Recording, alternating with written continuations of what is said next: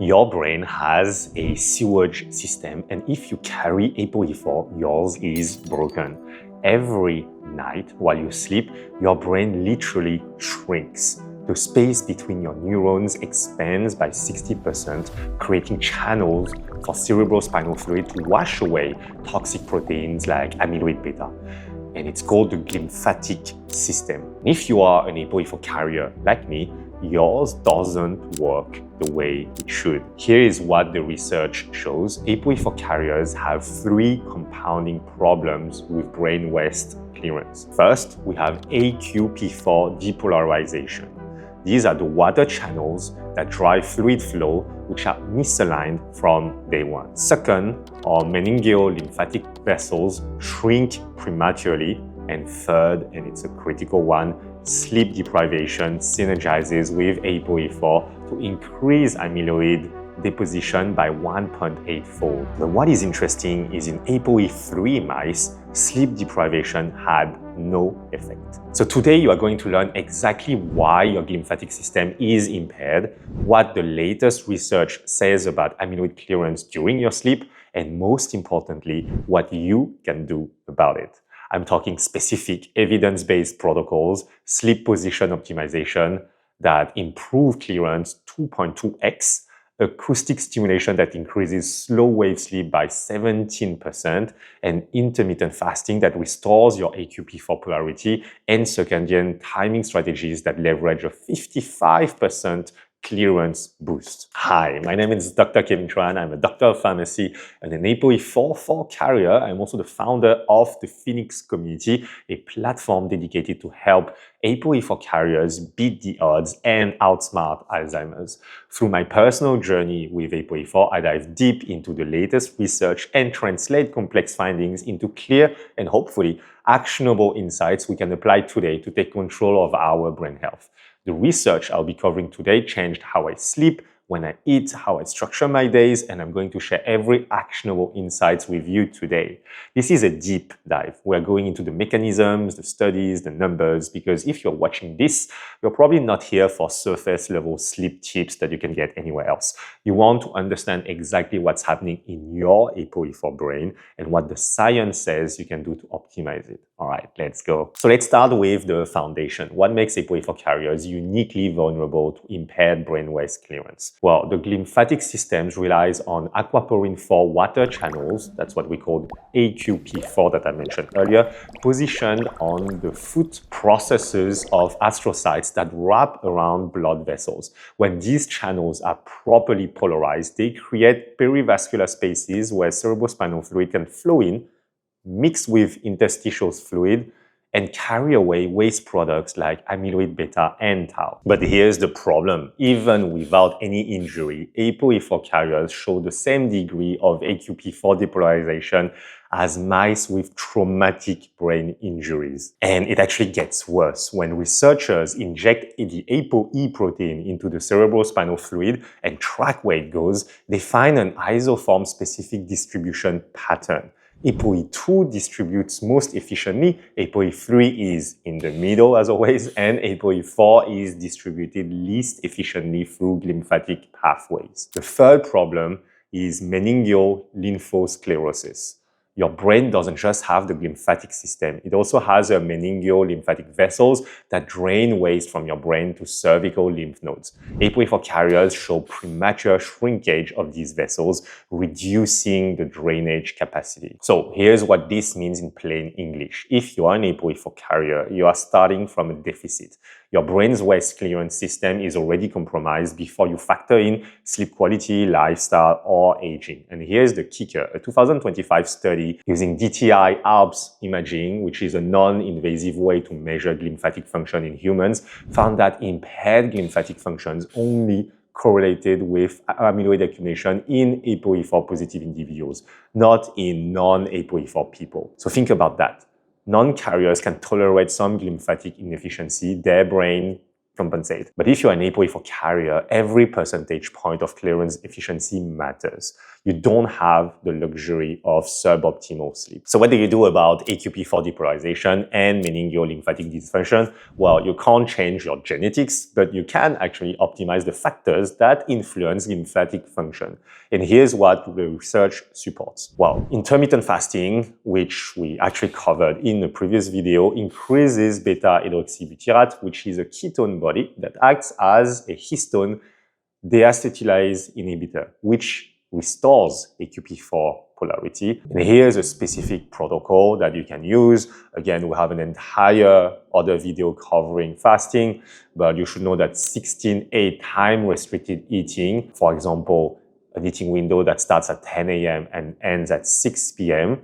Would work really well. And because the evidence that we see in ApoE4 is that fasting mimicking diets reduce amyloid loads in E4 mice. If you decide to do that, I would suggest you to really track everything. Inside the Phoenix community, we have access to an app where you can log all these as a journal and then get the insights, not only from your experiment, but the experiment of all the other community members that have similar genetics to you, similar habits, similar environment, and then we can compare results to be able to derive insights on what actually works for ApoE4 carriers. A second protocol I have for you is regular sauna use because it shows dramatic effects. Men who use the sauna 4 to 7 times per week, I know it's a lot, had a 66 lower risk of developing dementia compared to once weekly users. So a protocol here for sauna use, very fast, and I have another video coming covering that, will be 15 to 20 minutes at 80 to 90 degrees Celsius. So for the Americans, it's 176 to 194 Fahrenheit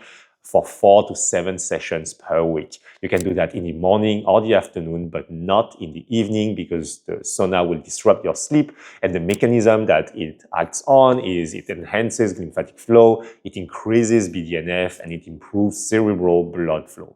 An important caveat is to avoid excessive heat, especially above 40 degrees Celsius core temperature for more than 20 minutes, which can really compromise blood-brain barrier integrity. Third protocol for you is that the most important thing you can do this week is to start where you are. Understand that you are dealing with an inherent clearance disadvantage and that every intervention that we're about to discuss, sleep position, slow wave sleep enhancement, circadian rhythm, these aren't just nice to have for us ApoE4 carriers. They are necessary compensatory mechanism. And that's why in the Phoenix, we track all of these interventions and help you identify which protocols move the needle for your biology, because individual response varies a lot, but the data is clear. ApoE4 carriers cannot afford to ignore glymphatic optimization. Cool. Not all sleep is created equal when it comes to amyloid clearance. The critical stage is slow wave sleep, also called the deep sleep or stage N3. So during those slow wave sleep, 3 things happen simultaneously. First, the brain interstitial space volume increases by up to 60%. Second, during that deep sleep phase, neuronal firing decreases dramatically, reducing the production of amyloid beta in the first place.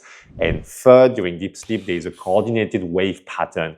So electrical slow waves that lead to blood flow oscillation, which couple to CSF pulsation. So this coupling drives wave clearance, and it's not just any slow waves. The relationship between amyloid and non-REM slow wave activity is specific to the low frequency range of 0.6 to 1 Hertz, and higher frequency spindles don't have the same clearance effect. Now here's the ApoE4 specific finding. ApoE4 carriers have 30 to 40% less REM sleep compared to non-carriers. So while slow wave sleep appears preserved, this REM deficit may contribute to cognitive vulnerabilities. And the most striking evidence, just one night of sleep deprivation increased amyloid beta accumulation by 5% in the hippocampus and thalamus of healthy humans.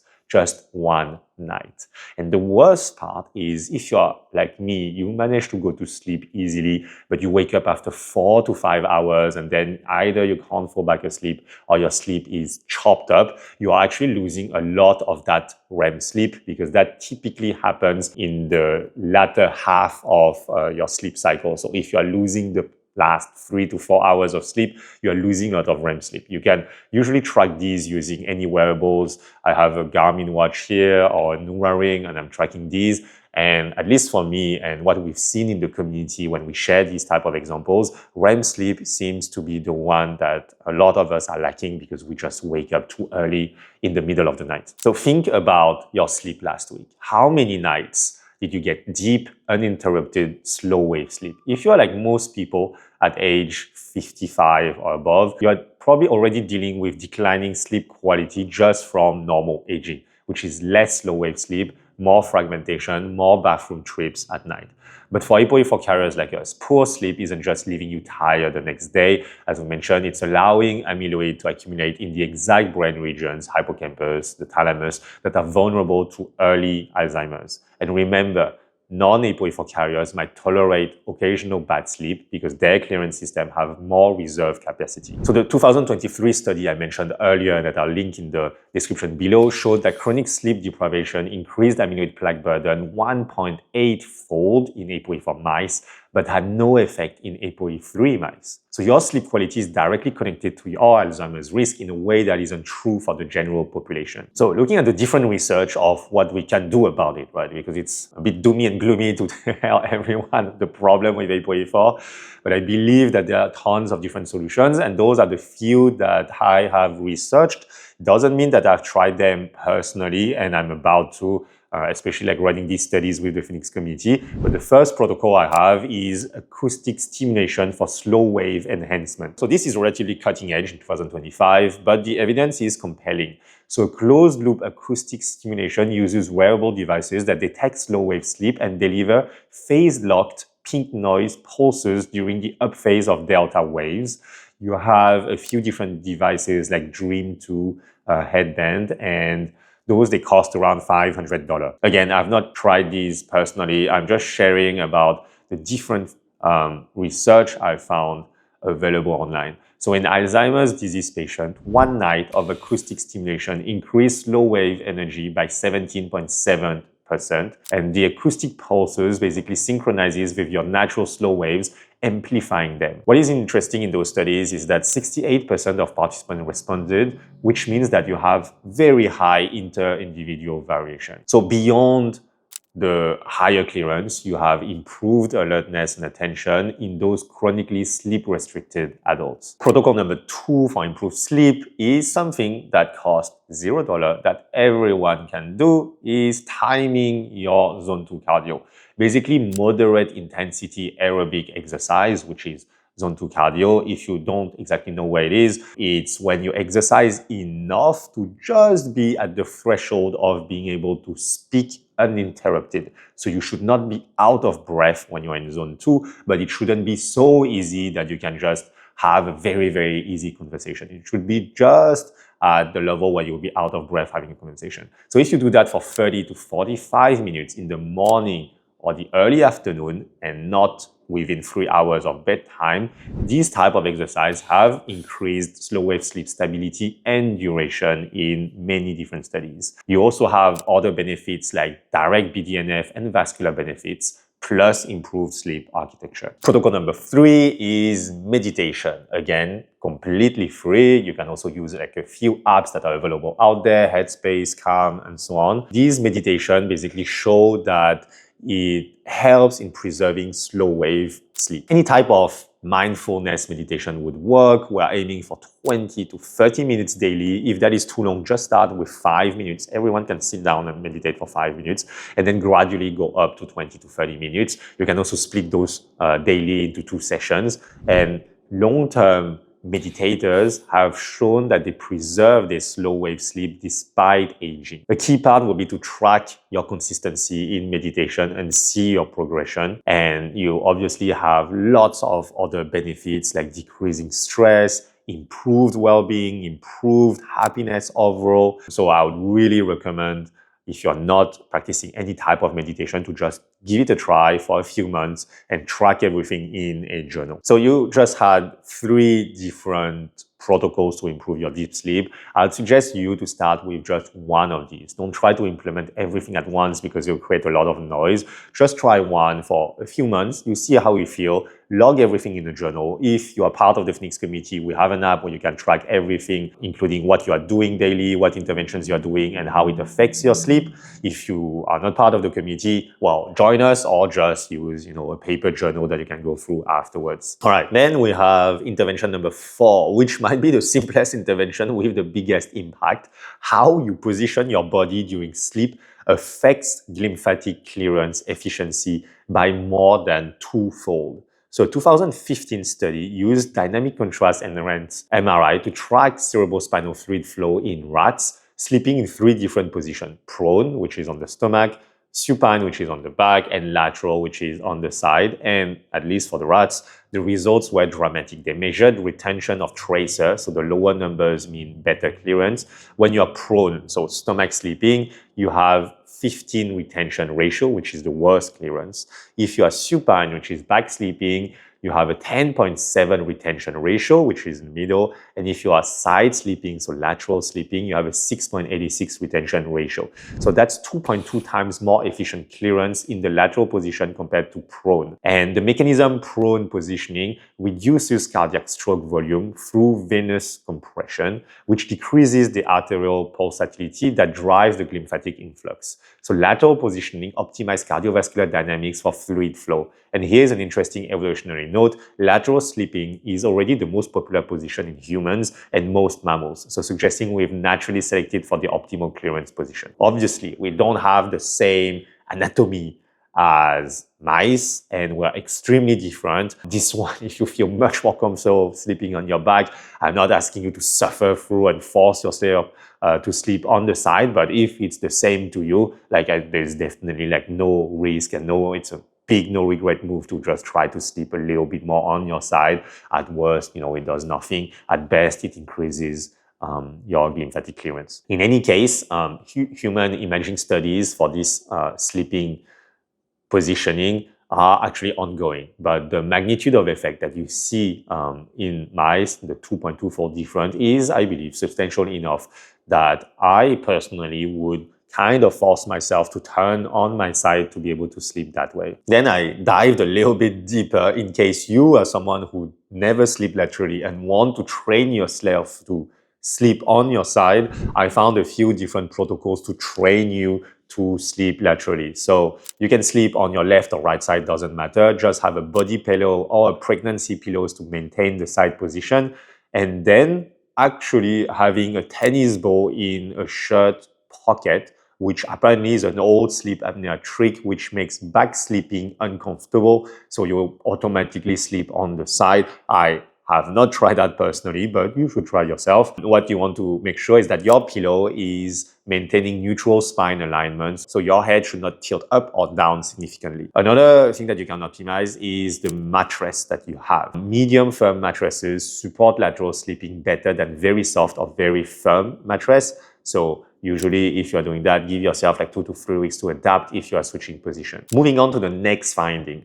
Here is something that changed how I think about my sleep schedules. The glymphatic clearance isn't just higher during sleep. It actually follows a precise circadian rhythm with a 55% increase in clearance during the mid-rest phase compared to the active phase. And the mechanism is very elegant. ApoE4 polarization itself varies with the circadian timing. So those water channels that I talked about earlier, they are most properly positioned during your mid-rest phase. When ApoE4 is knocked out genetically, the day-night difference in glymphatic function completely disappears. So this means that if you have irregular sleep schedules because you have shift work, frequent jet lag, or because sometimes you're going to bed at midnight on weekdays, or maybe you are going to bed very early on weekdays, but then very late on weekends because you go out, well, those likely impair clearance, even if you're getting adequate total sleep hours. You are missing that circadian window when clearance is maximized. And the longitudinal data in human backs this up. In the Rush Memory and Aging Project,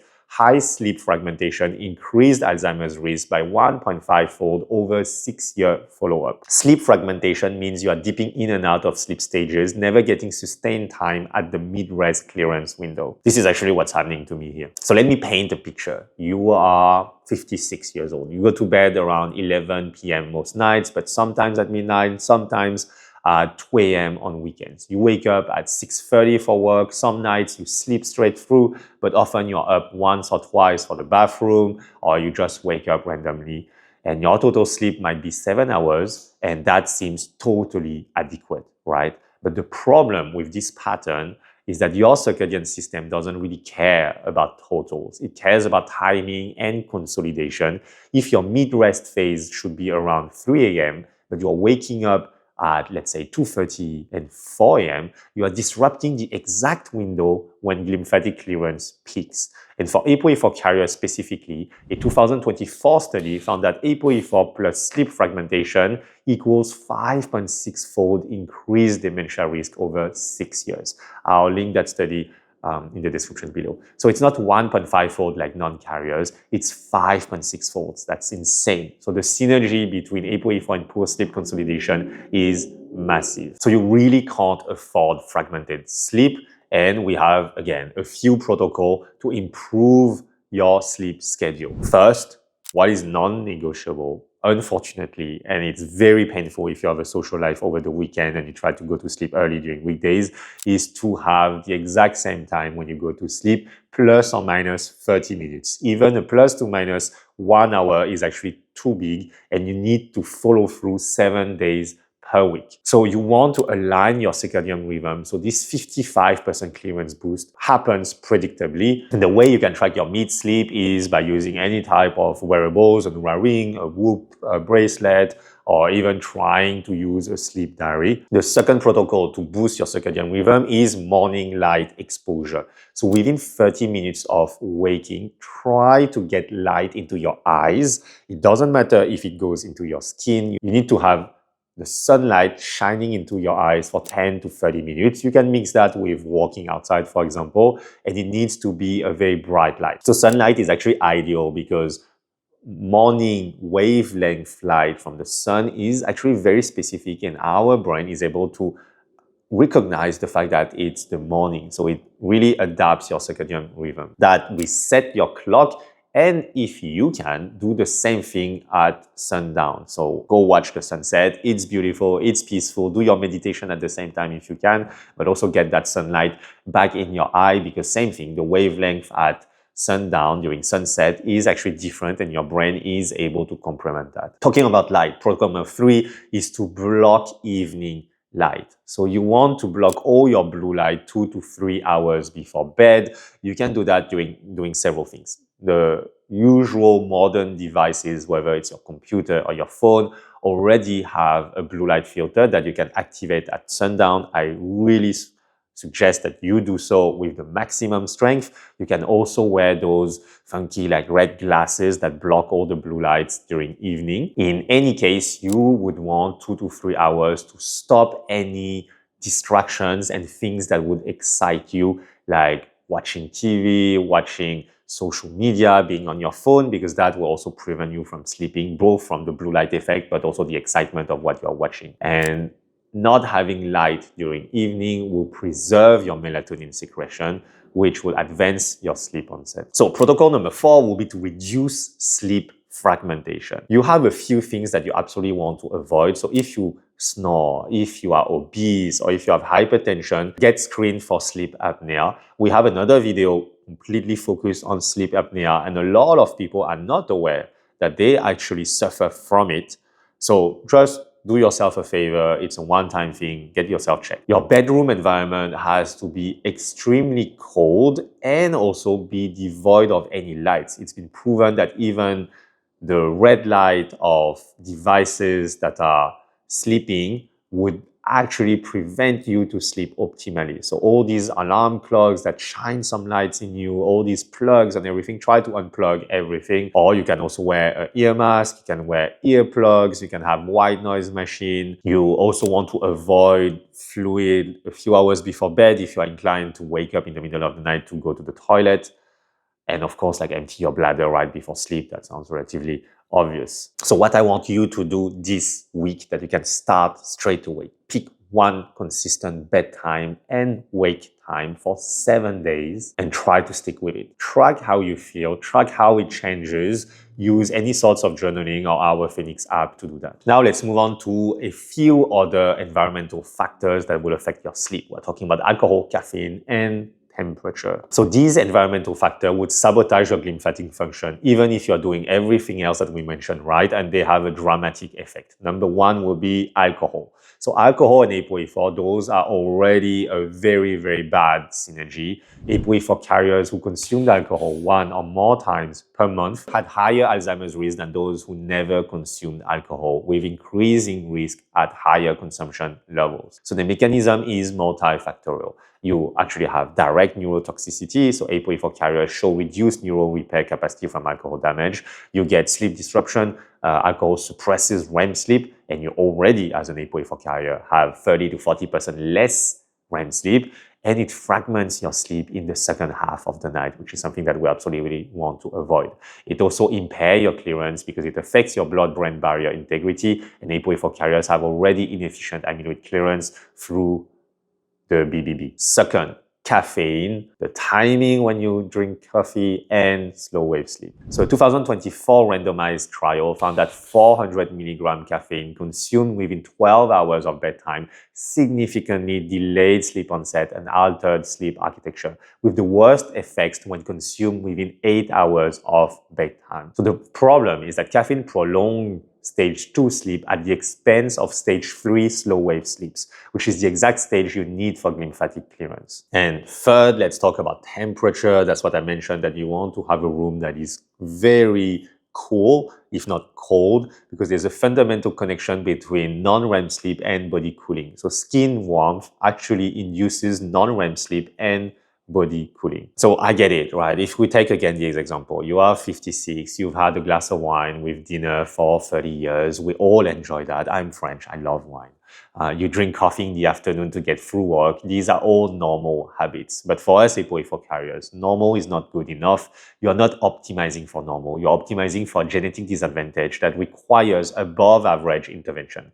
So the after dinner wine that helps you relax is fragmenting your sleep in the second half of the night, right when clearance should peak. That 3 p.m. coffee, it's still in your system at bedtime, reducing slow wave sleep by a measurable amount. So these aren't moral judgments, they are really just biological realities. Of course, you can decide for yourself if those trade-offs are worth it, but I can tell you that sleep is probably the most important thing that you can optimize to try to beat the odds as an ApoE4 carrier. So let's share a little bit more about alcohol. I know that's one of the biggest discussion topics we have inside our community. I personally also find very hard to have great nights out if I'm not drinking.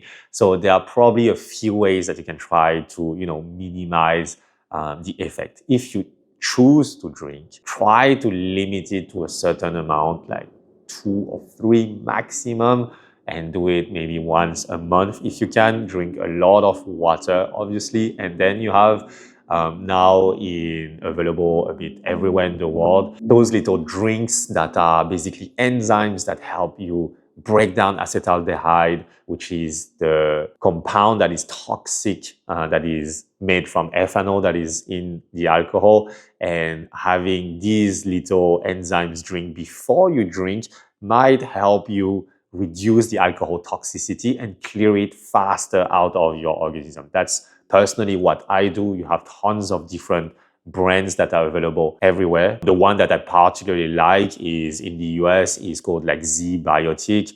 They are basically a little drink that you drink even 12 hours before drinking, and they will break down acetaldehyde in your stomach. But I believe that the best way for you to realize the impact of drinking less or stopping drinking completely is to use a Neura Ring or Whoop to track your sleep and just like track when you're drinking and when you're not drinking. And you'll definitely see the result of a one night out on your sleep pattern. And that usually gives you an increased motivation to reduce alcohol. Second, about the coffee timing, right? Try to drink your coffee only in the morning, if you even drink coffee. I also love coffee. I've tried that during my corporate days. several cups a day, and that has been a habit. I love the taste. I understand the pain of not drinking coffee, but now that I've seen the impact of it, I have really dramatically reduced the amount of coffee that I drink. And now if we cover temperature optimization, you would want a bedroom that is actually between 15 to 19 degrees Celsius, so that is relatively cold. In Fahrenheit, it's 60 to 67 Fahrenheit degrees. You want your extremities, which is your hands and your feet, to be actually warm. So don't hesitate to warm socks to bed or put them on your partner or take a warm bath like 90 minutes before sleep. That will help. Because when you have warm feet and hands, it creates vasodilatation, it cools down your core, and it brings you a deeper sleep. Absolutely don't do intense sauna or hot shower right before bed. Finish it like 1 hour and a half before you sleep. All right, let's summarize everything and distill everything down. Here are the 7 most important action items for you. First, try to sleep on the side, because that has shown in mice that has 2.2x clearance advantage. Start tonight with a body pillow, or if you're already doing that, great, keep doing that. Second, keep a consistent sleep schedule, because that leads to 55% circadian clearance boost. So same bedtime and wake time within a 30-minute window, 7 days a week. Start with that. Third, try any tools with slow wave sleep enhancement. So consider acoustic stimulation or meditation or aerobic exercise morning and early afternoon. Fourth, try intermittent fasting if you're not already doing that, because it restores ApoE4. So a 16-8 eating window is actually great. It increases your beta-hydroxybutyrate, which restores ApoE4 polarity. 5, don't drink coffee. Don't drink alcohol. 6, your sauna protocol. If you're lucky enough to have access to a sauna, do it 4 to 7 sessions a week, because it's been shown to decrease dementia risk by 66%. And 7, a bonus that we are actually trying it out now in end of November in the Phoenix community, is to use a vagus nerve stimulation device. We have just started the study today. I'm also trying it. My own sleep has been extremely fragmented in the second stage of the night, and a lot of research has shown that this type of device will reduce your stress and your cortisol, which is usually the reason why you would wake up in the middle of the night and not to be able to go back to sleep. So this is a study that is ongoing. I'll link it below in the link. So if you're watching this YouTube video when it comes out, you still have time to join the study. It's basically where this type of studies that we run occasionally is when we have ApoE4 carriers who are all starting at the same time on the same type of protocol and sharing that data back with the manufacturer. And at the same time, the manufacturer then gives us their device at cost price, which is a good win-win situation, because then you can always define if that device worked for you or not. And we always get a satisfaction guarantee, which means that at the end of the study, if it didn't work for you, you can just send it back for free and you get reimbursed. And if it works well, you get that device at a lower price. So these are the kind of things that we do in the Phoenix community. If you're not part of the community, please consider joining us. You have the link below. I believe this is the greatest thing that you can do if you're an ApoE4 carrier that cares about your own health, your cognition, and defeating Alzheimer's, because we're all in this together. We're peers on the same journey. All right, now let me just close this video by summarizing all the research and everything that we discussed. ApoE4 carriers face a triple threat: ApoE4 depolarization, meningeal lymphatic dysfunction, and enhanced sensitivity to sleep disruption. These aren't separate problems, they basically compound each other. Sleep deprivation synergizes with ApoE4 to increase amyloid deposition 1.8x. Sleep fragmentation increases dementia risk by 5.6x in ApoE4 carriers versus, by the way, 1.5x in non-carriers. And just 1 night of sleep loss increases amyloid accumulation by 5% in vulnerable brain regions. But, and this is critical, good sleep consolidation can partially attenuate the cognitive effects of ApoE4. And this optimizing your sleep is one of the few modifiable factors shown to reduce ApoE4 impact. And we have very specific evidence-based intervention: lateral sleep position, acoustic stimulation, intermittent fasting, circadian alignment, vagus nerve stimulation devices. Sauna use. These are not speculative. They are published in Science, Nature Communication, PNAS, Journal of Clinical Sleep Medicine, Alzheimer's and Dementia. I'll link all these studies below in the description if you're interested, because the science is here. The interventions are very actionable. They almost always cost nothing. So what you do with this information is now up to you. Great.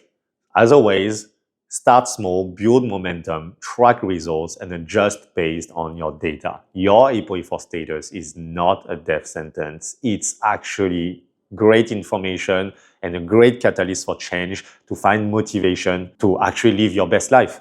And with the right information and the right action, you have more control over your brain health than you think. I'll see you in the next videos, and I hope I'll see you inside the Phoenix community. Take care of your brain, because it's the only one you've got.